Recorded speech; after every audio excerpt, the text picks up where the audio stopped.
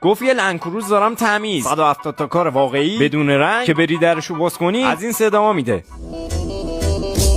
خلاصه با اینکه ماشین تمیزه یه کاری کن نشون بده الان از کمپانی اومده بیرون. پس تو مرحله اول ماشینو بردیم تا فرو رفتگی قسمت‌های مختلفشو بیرنگ در بیاریم. مرحله بعدی این دودیای پرکنجد و خشدار بود که سریعا باید ریموو میشد تا خودمون بریم برای نصب ترتمیز فول کابین فیلم‌های دودی و یووی با دفع حرارت 95% که دیگه حرارتی به داخل نیاد. دستگیره، آینه ها، زهای بغل در، ذهابگیرا و چراغ عقبا که باز شد. میرسیم به اصل کاری، یعنی اجرای کاور محافظتی شفاف که این حضرات رنگش تا 5 سال آینده مشکی عمیق بدون خط و خش بمونه و براق باشه. اونورم محافظت‌های لازم از رنگ بدنش انجام بشه که بیرنگ بودن این ماشین حفظ بشه. بعضی وقتا هم تو کار اگه با خروجی حال نکنی باید این شکلی کاور رو بکنی و بری برای نصب مجدد تا خروجی تمیز تحویل بدی.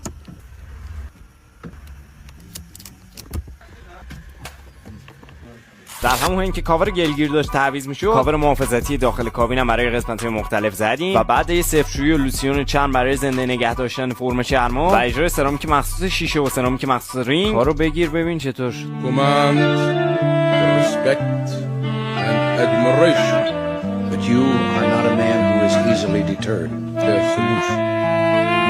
Mr. President,